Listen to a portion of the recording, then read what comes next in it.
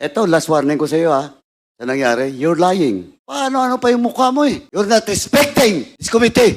Pinagtatanggol mo si Michael Yang. Tinan mo ugali mo. May ugali ka pang hindi maganda rito. Inihuhulog mo na yung mga tao mo. That is not supposed to be the case for a commander.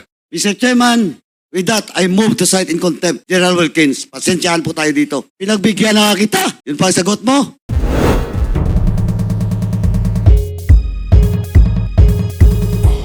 Just a clarification kay General Wilkins Villanueva. So, Wilkins, ilang buwan yung sinorveillance si Alan C? 3 months, Mr. Chair. So, dun ba sa 3 months na surveillance ninyo, hindi nyo na nakita o narinig na lagi niyang kausap si Michael Yang? Wala, Mr. Chair eh. So, hindi... Honestly, Mr. Chair, kung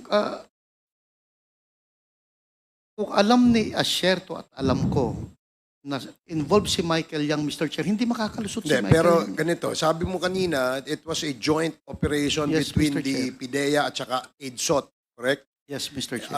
PIDEA, represented by you and your team, at si PIDEG o si AIDSOT, represented by Colonel Asierto at Yes. saka yung team niya. Yes, Mr. Chair. Pero dun sa report ni Colonel Asierto, at lagi niyang sinasabi sa atin na meron siyang intelligence report against Michael Yang. Hindi ba niya shinare sa iyo yung information, yung intel na yan? Yun nga ang problema sa kanya, Mr. Chair eh. Kasi during the time na magkasama kami, wala namang Michael Yang kami. Kasi if it was a joint operation, sabi niya may Michael Yang, sabi mo wala. Kaya napakahirap timbangin kung ano ba yung rito issue. But we will get to that more comprehensively in the next probably quad hearing, no? Mr. Chair, gusto ko lang pong sabihin kay Mr. Wilkins, the last hearing that we had, nung sinasabi niya yung tungkol sa buhay mo, Mr. Wilkins, ako nagsalita, no? Di ba? Nasigawan pa nga kita sapagkat hindi mo naman sinasabi yung tungkol sa buhay mo eh. Pinagtatanggol mo si Michael Yang. Oh, tinan mo ugali mo. May ugali ka pang hindi maganda rito. Hindi mo kinakailangang magkaroon ng ganyang ugali. Sinasabi ko lang sa iyo ang totoo. At the time that you were actually telling us who you are and your family, you mentioned Michael Yang and you even protected him. Yun ang nakalagay. If you want, we could be able to get the record para makita dyan, malaman natin. Mr. Chairman, thank you. Okay, salamat, Congressman Abante. Yun lang, no? It still remains a puzzle to most of us, considering that merong joint operation, pero yung side ni Colonel Asierto, meron siyang intel against Michael Yang, and on the side of PIDEA, where most of it are your team, no? Team, kasama mo yan, pati si Carillo. Kayo nagsisurveillance kay Mr. Alan C. Doon sa surveillance nyo kay Alan C, sinabi mismo ng asawa ni Alan C na madalas silang pumupunta sa DCLA, kausap si Michael Yang. Pero sa inyong report, wala yun. Sige, please respond to that and then we will ask the next interpellator. Sige, yes, General Ito na nga Wilkins. kasi, Mr. Chair eh. Kasama ng team ko yung AIDSOT. Kung alam ni Asierto na merong Michael Yang, si Michael Yang makikita lang sa DCLA, Mr. Chair eh. Hindi naman nagtatago si Michael Yang during that time. Lumabas, Mr. Chair, si Michael Yang 2016. And so, sa akin, wala akong idea na involved si Michael Yang doon. Pero hindi na share sa iyo ni Colonel Wala, Asierto. Mr. Chair eh. So walang exchange of information kayo. On that Dumoy clandestine laboratory operation, Mr. Chair, ang target lang is Johnson Chua, Alan C., and Alex Kim. Mr. Chair. Kung merong Michael Yang, Mr. Chair, na i-share dapat si Asierto, ang daling kunin sa ang daling puntahan sa DCLA. Hindi, kasi like example, no, ito si Alan C, Chinese citizen ito.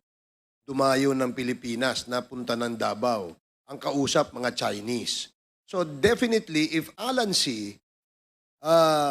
Is a drug lord, maaaring ang mga kausap niya sa Pilipinas na Chinese din, ay maaaring may involvement sa kanyang negosyo. And I'm sure nasagi nyo yan o natisod nyo yan doon sa inyong intel.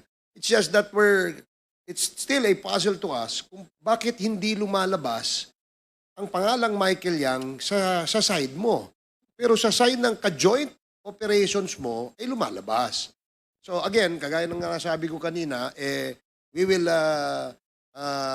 discuss that, deliberate on that in the next Quadcom hearing. And I hope you will still be here to cooperate with us, General Wilkins. Mr. Chair, Yes, I'd just like to share my observation in connection Chair- with what you said. Okay, No short questions, just observation. observation lang. And then we now move to Mr. Chairman. Congressman Ernix Junicio. Sige, Congressman Kit. Yes, sir. Yes, because I also questioned Director Wilkins about it before. And he mentioned nga na they picked up 11 other Chinese persons who were living right next to Alan C. Living lang. No? Nakatira lang doon sa apartments right next to Alan C. They picked them up because they were considered persons of interest. Just because they were living right next to Alan C. Now the question is, why wouldn't you go and question Michael Yang if Michael Yang was a business partner of Alan C? Pinick up mo nga yung mga kapitbahay lang na Chinese din. Bakit hindi mo man lang questionin yung Michael Yang na pinupuntahan, sabi ni Jed C, pinupuntahan nila, kinakausap nila. Yun nga that's what's boggling me kasi pinick up mo yung 11 others who are just residents and residing near Alan C, yet hindi mo pinick up yung taong kausap nila at kanegosyo nila.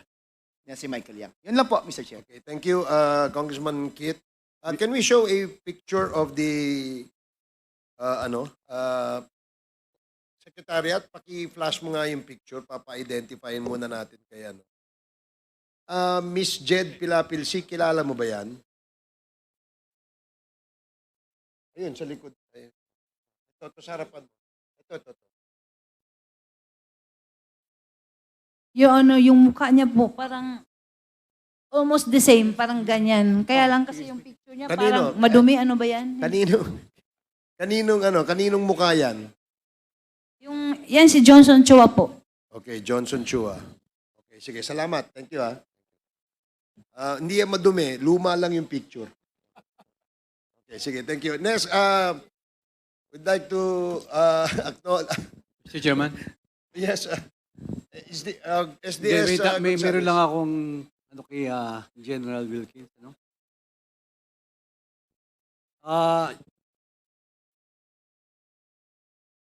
General Wilkins, nung dinetain niyo po si Jed, meron po kayong warrant of arrest?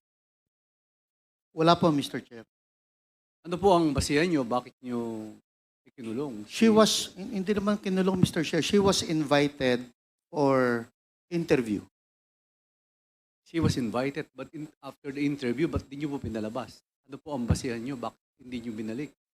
Yun nga, Mr. Chair, I cannot, since it's already delegated to my investigator, hindi ko alam kung ilang araw ba siya doon.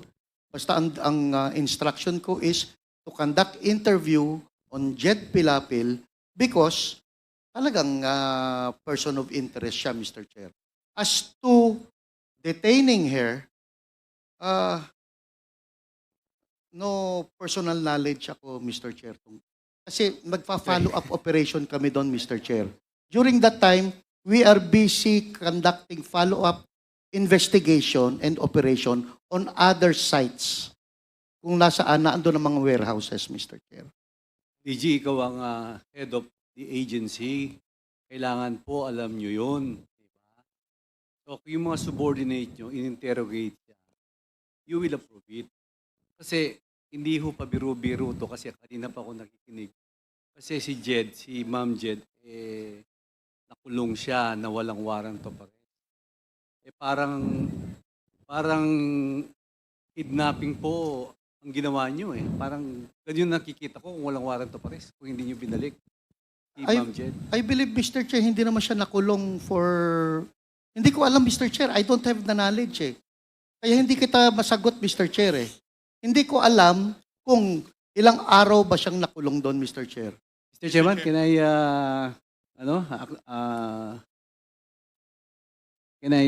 Yes, Congressman Akop, Congressman with the Akop. indulgence of SDS Gonzales.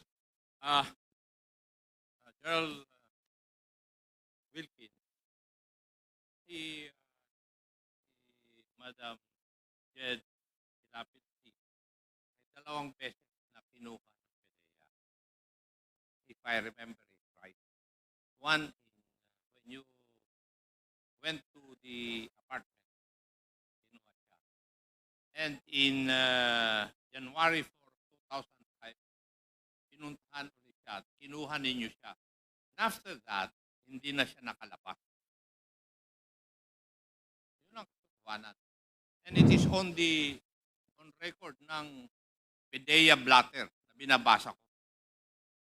And I do not know the reason why. You do not know. Parehas tayo nanggaling sa police, di ba? You are more ranking than Colonel Asierto. Tama. Pareho lang kami nun, Mr. Chair. Pero yung issue ay drugs. Tama? Yes, Mr. Chair. And pursuant to the law, lahat ng operation ng police tungkol sa illegal drugs, it should be coordinated with PDEA. Pursuant to the law. Tama? Yes, Mr. Chair. So in other words, sa joint operation na binabanggit mo, ikaw ang overall ground commander. Yes, Mr. Chair.